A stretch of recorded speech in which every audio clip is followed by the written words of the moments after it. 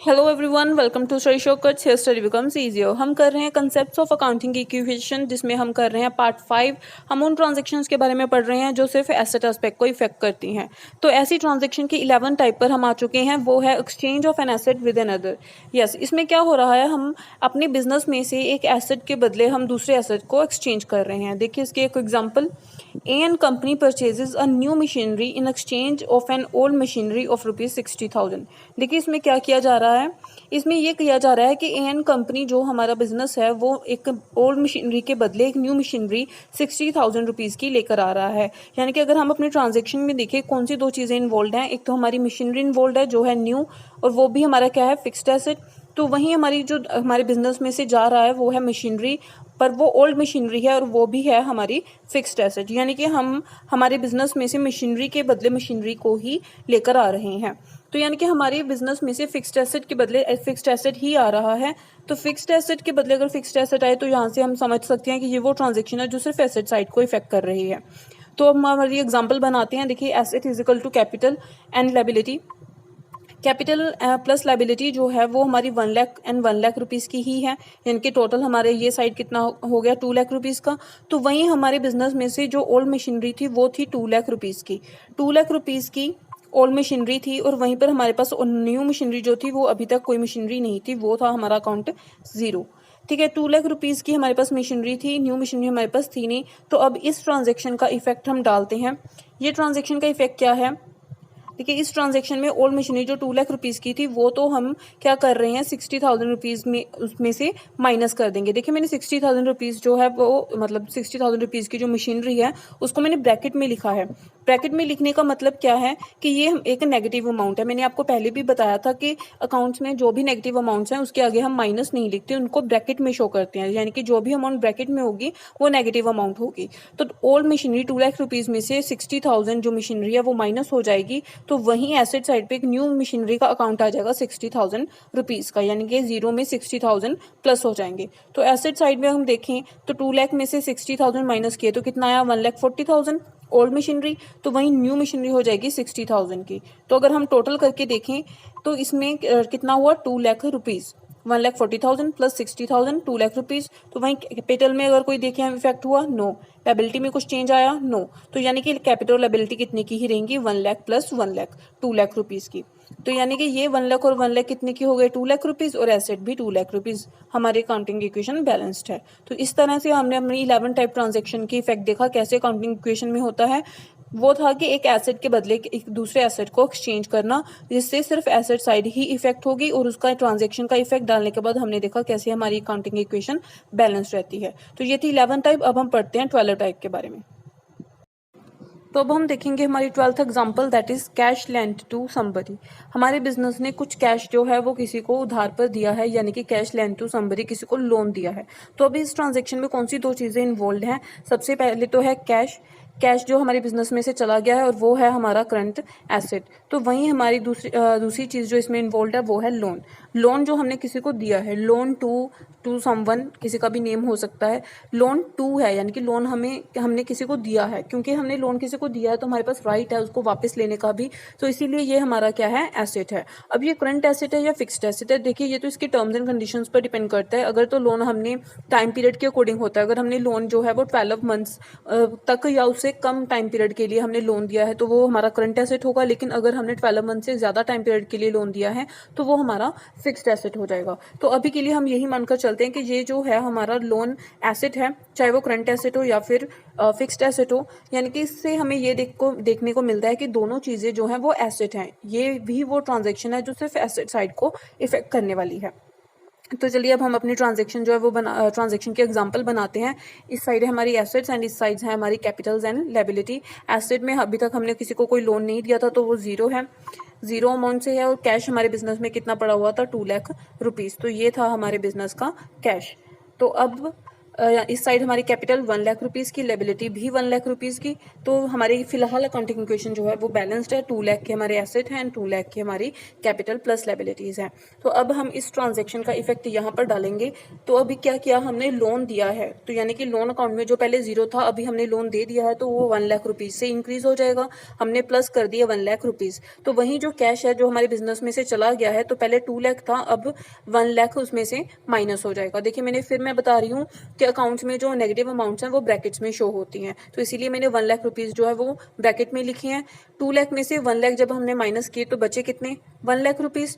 ठीक है, तो यहाँ पर लोन जो है वो 1 लाख रुपीज़ से इंक्रीज हो चुका था। तो टोटल हमारे पास कितना हो गया, 1 लाख प्लस 1 लाख 2 लाख रुपीज़। तो 2 लाख रुपीज़ हमारी एसेट साइड है।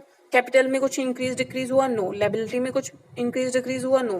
तो यानी कि ये 1 लाख ही रहेगा और ये भी 1 लाख रहेगा। तो अब यानी कि हमारे पास कितने हो गए, 2 लाख के हमारे एसेट्स हो चुके हैं एंड 2 लाख रुपीज़ की हमारी कैपिटल प्लस लेबिलिटी हो चुकी है, यानी कि हमारी अकाउंटिंग इक्वेशन अभी भी बैलेंस है। तो इस तरह से हमने देखा कि जब हम अपने बिजनेस में से कैश लोन पर किसी को देते हैं तो उससे कौन सी एस्पेक्ट, कौन सा एलिमेंट जो है हमारी ट्रांजैक्शन का भी इफेक्ट होता है और कैसे हमारी अकाउंटिंग इक्वेशन बैलेंस रहती है। तो ये थी हमारी 2 transactions, exchange of an asset with another, then cash lend to somebody. तो अब हम देखते हैं हमारी 13th type of transaction, that is cash advance to supplier for goods. Cash advance to supplier for goods, यानी कि हमने सप्लायर को गुड्स के लिए कैश पे किया है, लेकिन हमने जो है वो एडवांस में पे कर दिया है। एडवांस में पे करने का मतलब है कि हमने जो चीज़ें, जो बेनिफिट उसे यूज़ नहीं किया उसकी गुड्स को, उसके लिए हम अगर उसको कुछ पे कर रहे हैं, उसको हम कहते हैं कि हमने एडवांस में उसको कुछ पे कर दिया है। देखिए इसमें एक चीज़ समझने वाली है कि हमने मैचिंग कंसेप्ट पढ़ा था हमारे फर्स्ट चैप्टर में, सेकंड चैप्टर में। मैचिंग कंसेप्ट हमारा क्या कहता था कि हमारे बिजनेस ईयर में, यानी कि जो हमारा अकाउंटिंग ईयर है जिसकी ट्रांजेक्शन्स हम रिकॉर्ड करने वाले हैं, वो मैच करने चाहिए उस ईयर के एक्सपेंसेस उस ईयर की इनकम से, राइट। यानी कि उस ईयर की इनकम बेनिफिट से उसके एक्सपेंसेस मैच करने चाहिए। लेकिन अगर हम यहाँ देखें, हमने कैश तो पे कर दिया है एडवांस में, लेकिन उसके बेनिफिट्स जो हैं वो हमने अभी यूज़ नहीं किए। क्यों? क्योंकि हमने एडवांस में पे किया है, हमने उसके गुड्स का बेनिफिट अभी नहीं लिया है। तो यानी कि वो हमारा मैचिंग कंसेप्ट फॉलो नहीं हो पाएगा, राइट। तो अभी हम तो फिर क्या ये जो एक्सपेंसेस है हमें रिकॉर्ड करने चाहिए इस अकाउंटिंग ईयर में? देखिए अगर नहीं करेंगे तो फिर हमारा ट्रांजेक्शन तो हो चुकी है, हमने पे भी कर दिया है, हमारे बिजनेस में से कैश भी जा चुका है, तो ऐसा भी नहीं है कि हम रिकॉर्ड नहीं कर सकते, है ना। हमें रिकॉर्ड करना भी पड़ेगा, लेकिन हमने जो उसके बेनिफिट्स हैं वो अभी नहीं लिए, राइट। तो यानी कि जो हमने ऐसा कुछ पे किया है जिसका राइट हमारे पास अभी है, उसके बदले कुछ यूज़ करने का राइट हमारे पास अभी है, तो वो क्या हो जाते हैं, हमारे एसेट्स हो जाते हैं। लेकिन क्योंकि ये एक्सपेंसेस एक्चुअल में कोई एसेट नहीं है, अगर हम एसेट की डेफिनेशन में जाकर देखें और इसको वहाँ पे फिट करने की कोशिश करें तो नहीं होगी वहाँ पे फिट। इसीलिए ये क्या है, एक नकली एसेट्स हैं, यानी कि काल्पनिक एसेट्स हैं। क्यों? क्योंकि हमने ऐसी चीज़, जैसे एक्सपेंसेस हमने पे कर दिए हैं जिसके बदले अभी हमने बेनिफिट जो है वो यूज़ नहीं किया है। तो इसीलिए इन प्रीपेड एक्सपेंसेस को हम क्या कहते हैं, फिक्टिशियस एसेट्स। यानी कि ये वो एक्सपेंसेस हैं जो हमने पहले पे कर दिए हैं, इनको हम काल्पनिक एसेट्स मानते हैं, यानी कि इनके बदले जो बेनिफिट्स हैं वो अभी हमने यूज़ करने हैं, और जब भी हम वो बेनिफिट्स यूज़ कर लेंगे तभी ये हमारे फिक्टिशियस एसेट जो हैं वो माइनस हो जाएंगे, कम हो जाएंगे, डिक्रीज हो जाएंगे, और इनको हम एज अ एक्सपेंस शो कर देंगे उस अकाउंटिंग पीरियड में जब हम इसके बदले जो इसके बेनिफिट्स हैं वो यूज़ करेंगे। तो तब ये हमारा एक्सपेंस बनेगा, लेकिन तब तक हमारे ये फिक्टिशियस एसेट बनकर रहेंगे। बाकी डिटेल में अगर आपको फिक्टिशियस एसेट, प्रीपेड एक्सपेंसेस के बारे में समझना है तो इसके मैंने अलग वीडियो बनाकर रखी हुई है, deferred expenditure, deferred revenue expenditure, prepaid expenses and fictitious asset की, तो आप वो कंसीडर कर सकते हैं उस डेफिनेशन को। मैं उसका लिंक जो है आपको डिस्क्रिप्शन में दे दूंगी, तो आप वहां पर जाकर उस पर क्लिक करके वो जो वीडियो है वो देख सकते हैं। उससे आपको ये सारा जो कंसेप्ट है प्रीपेड एक्सपेंसेस का, फिक्टिशियस एसेट का, डेफर्ड रेवेन्यू एक्सपेंडिचर का, कैसे ये आपस में सेम है, कैसे डिफरेंस है डिफरेंट एंड में, तो वो आप देख सकते हैं उस वीडियो में। तो अभी आप अगर यहाँ पर आपको डाउट नहीं आपका क्लियर हुआ हो तो आप प्लीज़ वो वीडियो पहले देखें और फिर ये ट्रांजैक्शन आप करें। तो अभी मैं ये मानकर चलती हूँ कि आपको प्रीपेड एक्सपेंसेस और फिक्टिशियस एसेट के बारे में सब क्लियर है, कोई भी डाउट नहीं है, तो उसको लेते हुए हम अपनी ट्रांजैक्शन कंप्लीट करते हैं। तो ये है हमारे प्रीपेड एक्सपेंसेस जो हमने पे किए हैं, और ये हमारे हैं फिक्टिशियस एसेट। तो दूसरी चीज़ इसमें क्या इन्वॉल्व है, कैश, जो हमारे बिजनेस में से ऑलरेडी जा चुका है, और कैश है हमारे करंट एसेट। तो फिर हमारी ये वही ट्रांजेक्शन है जिसमें सिर्फ एसेट साइड जो है वो इन्वॉल्व है। तो सिर्फ एसेट साइड इन्वॉल्व होने की वजह से ये सिर्फ एसेट साइड को ही इफेक्ट करेगा। हम अपनी ट्रांजैक्शन जो है उसको इसकी एग्जांपल फॉर्म करते हैं। ये रही हमारी एसेट साइड जिसमें है प्रीपेड एक्सपेंसेस 0, कैश हमारे बिजनेस में ऑलरेडी है 2 लाख रुपीज़। तो वहीं कैपिटल हमारे हैं 1 लाख रुपीज़ के, तो लायबिलिटीज़ हैं हमारी 1 लाख रुपीज़ की। तो 2 लाख के टोटल एसेट्स हैं और 2 लाख की ये कैपिटल प्लस लायबिलिटीज़ है। हमारी इक्वेशन है बैलेंस्ड। तो अब हमारी ऊपर वाली ट्रांजेक्शन का इफेक्ट डालते हुए हम ट्रांजेक्शन करते हैं। देखिए ये रहा यहाँ पे इफेक्ट। तो क्या हो रहा है, देखिए हमने क्या किया, हमने प्रीपेड एक्सपेंसेस जो हैं वो पे किए हैं और वो बन गए हैं हमारे फिक्टिशियस एसेट। तो एसेट साइड में एक नया फिक्टिशियस एसेट जो है वो क्रिएट हो जाएंगे 1 लाख रुपीज़ के, जो कि पहले नहीं थे। और कैश जो हमारे बिजनेस में 2 लाख रुपीज़ का था वो क्या हो जाएगा, माइनस हो जाएगा, डिक्रीज हो जाएगा कितने से, 1 लाख रुपीज़ से, क्योंकि 1 लाख रुपीज़ हमारे बिजनेस में से जा चुके हैं। देखिए मैं फिर रिपीट कर रही हूँ, ये जो मैंने ब्रैकेट में लिखा हुआ है 1 लाख रुपीज़, इसका मतलब है ये नेगेटिव अमाउंट है। लेकिन इसके आगे जो प्लस है ये ओवरऑल प्लस है जो यहाँ से चलता आ रहा है। दैट मीन्स यहाँ पे 2 लाख में से 1 लाख जो माइनस करके जो भी आएगा और प्रीपेड एक्सपेंसेस का जो भी बैलेंस होगा वो आपस में क्या होंगे, प्लस होंगे। ठीक है ना, दोनों अकाउंट्स आपस में प्लस होंगे। ये ओवरऑल जो बीच में चल रहा है प्लस, वो निशान है। ऐसा नहीं है कि हम 1 लाख रुपीज़ को प्लस करेंगे, नो, ये बीच में जो है प्लस वो चल रहा है। 1 लाख रुपीज़ तो माइनस नेगेटिव अमाउंट है, तभी मैंने देखो इसको ब्रैकेट में शो किया है, और ये 2 लाख रुपीज़ में से माइनस होगा। तो आई थिंक इतना मैथ तो आपको आता है। तो 2 लाख रुपीज़ में से अगर हम 1 लाख रुपीज़ माइनस करें तो कितना बचेगा हमारे पास, 1 लाख रुपीज़। और ये जो प्रीपेड एक्सपेंसेस हमारे फिक्टिशियस एसेट हैं ये भी हैं 1 लाख रुपीज़। तो टोटल हो गए हमारे 2 लाख रुपीज़। और इस साइड अगर हम देखें कैपिटल में कुछ चेंज आया, नो। लायबिलिटीज़ में कुछ चेंज आया, नो। तो वो रहेंगे हमारे वही 1 लाख रुपीज़, 1 लाख रुपीज़। तो फिर से हमारी जो अकाउंटिंग इक्वेशन वो बैलेंस है, बैलेंस होती दिखाई दे रही है। ये है 2 लाख रुपीज़ इधर, और यहाँ पर भी है 2 लाख रुपीज़। तो अकाउंटिंग इक्वेशन क्या है हमारी, बैलेंस्ड है। तो इस तरह से हमने इफेक्ट देखा हमारी ट्रांजैक्शन का। कैश एडवांस में पे किया था, प्रीपेड हमने एक्सपेंसेस कर दिए थे जिसके बेनिफिट्स हमने अभी नहीं लिए थे, तो उसको हमने फिक्टिशियस एसेट शो किया। और कैश हमारे बिजनेस में से चला गया था तो वो हमने माइनस कर दिया। तो लास्ट में हमारी अकाउंटिंग इक्वेशन जो है वो बैलेंस्ड हो गई है। तो इस तरह से हमने 13th टाइप ऑफ ट्रांजेक्शन भी देख ली, कैसे उसका इफेक्ट होता है, कैसे प्रीपेड एक्सपेंसेस को हम अकाउंटिंग इक्वेशन में शो करते हैं। तो ये थी 13th एग्जाम्पल। आई होप आपको अच्छे से समझ में आई होगी। अब हम देखने वाले हैं 14 type of transaction, that is goods return bye debtors. यानी कि हमारे डेटर्स आपको पता है कौन होते हैं, वो लोग जिनको हमने उधार पर चीज़ें दी हुई हैं, तो उन्होंने क्या किया, हमसे जो गुड्स लेकर गए थे वो परचेज़ करके उन्होंने वो हमें रिटर्न कर दी। ठीक है, चाहे वो किसी भी पर्पस से हो, चाहे वो उनकी गुड्स उनके ऑर्डर के अकॉर्डिंग ना हो, या फिर उसमें कुछ डिफेक्ट्स हो, किसी भी रीज़न की वजह से गुड्स जो हैं वो डेटर्स ने हमें रिटर्न कर दी। दैट मीन्स अब हमारे डेटर्स जिन्होंने हमें पैसे देने थे वो कम हो गए हैं, लेकिन हमारे पास गुड्स जो हैं जो हमसे पहले चली गई थी अब वो हमारे पास वापस आ गई हैं। तो इसमें कौन सी दो चीज़ें इन्वॉल्व हैं, सबसे पहले तो डेटर्स इन्वॉल्व हैं, और डेटर्स आपको पता है क्या होते हैं, हमारे करंट एसेट्स होते हैं। और फिर इसमें गुड्स इन्वॉल्व हैं जो हमारे बिजनेस में वापस आ गई हैं, और गुड्स भी हमें पता है हमारा स्टॉक होता है, हमारे करंट एसेट्स होते हैं। तो यानी कि इससे पता चलता है ये ट्रांजैक्शन भी सिर्फ एसेट साइड को इफेक्ट करने वाली ट्रांजैक्शन है।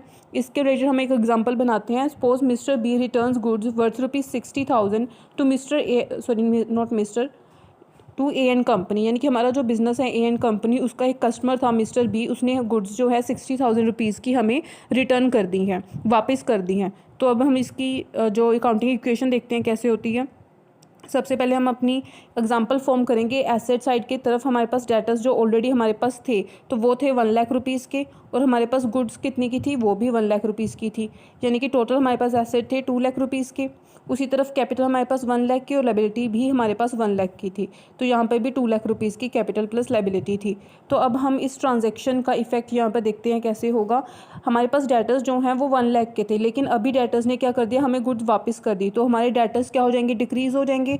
और इसीलिए हमने 60,000 रुपीज़ को ब्रैकेट में रखा है, क्योंकि ब्रैकेट वाली अमाउंट क्या होती है, नेगेटिव अमाउंट होती है। यानी कि ये 1 लाख में से क्या हो जाएगा, माइनस हो जाएगा। उसी तरफ गुड्स जो है हमारे बिजनेस में से ऑलरेडी 1 लाख की थी, लेकिन 60,000 की और वापस आ गई। ठीक है, तो यानी कि ये 60,000 हमारे 1 लाख में प्लस हो जाएंगे। तो इस तरह से हमारे टोटल डेटर्स अब कितने हो चुके हैं, 1 लाख में से 60,000 माइनस किए 40,000, और 1 लाख में से 60,000 अगर प्लस, सॉरी 1 लाख में हम 60,000 गुड्स जो हैं वो अगर हम प्लस कर दें तो टोटल गुड्स हमारी हो जाएंगी 1,60,000। तो टोटल अगर हम इनका देखें 1,60,000 प्लस 40,000, ये हो गए हमारे 2 लाख रुपीज़। ठीक। तो इसी तरह कैपिटल साइड में हम देखते हैं कि इसमें कैपिटल में कुछ चेंज आया, नो। लायबिलिटीज़ में कोई चेंज आई, नो। तो यानी कि ये हमारे 1 लाख रुपीज़ की कैपिटल रहेगी और 1 लाख रुपीज़ की लायबिलिटीज़ रहेंगे। तो यानी कि ये साइड भी हमारी क्या है, 2 लाख रुपीज़ की। इस तरह से हमारी अकाउंटिंग इक्वेशन क्या है, बैलेंस्ड है। तो इस ट्रांजेक्शन में हमने देखा कैसे हमारे डेटर्स जो हैं जब वो हमें गुड्स वापस कर जाते हैं तो वो डिक्रीज़ हो जाते हैं, और जैसे हमारे पास 60,000 से वो डिक्रीज़ हो गए और कितने रह गए, 40,000 के रह गए। तो वही गुड्स जो हमने पहले सेल कर दी थी लेकिन अब वो गुड्स हमारे पास वापस आ गई हैं, तो वैसे ही हमारा जो गुड्स का अमाउंट है, टोटल बैलेंस है, वो इंक्रीज़ हो जाएगा। पहले 1 लाख था तो अब हो गया 1,60,000। तो ये ट्रांजेक्शन का इफेक्ट डालने के बाद भी हमारी अकाउंटिंग इक्वेशन क्या है, बैलेंस्ड है। तो ये भी एक अकाउंटिंग इक्वेशन हमने देखी, एक ट्रांजेक्शन देखी जिससे सिर्फ एसेट एस्पेक्ट जो है वो इफेक्ट हुआ। तो ये थी हमारी 4 ट्रांजेक्शन्स जो सिर्फ एसेट एस्पेक्ट को ही इफेक्ट कर रही थी, और उसके बाद भी हमने देखा कैसे हमारी अकाउंटिंग इक्वेशन को हमें बैलेंस करना है। अगर आपको ये चारों ट्रांजेक्शन्स और इससे पहले भी जितनी भी ट्रांजेक्शन्स हमने की हैं वो बहुत अच्छे से समझ में आई हों, तो please like and share this video and please subscribe my channel and press the bell icon button for latest updates. Thank you.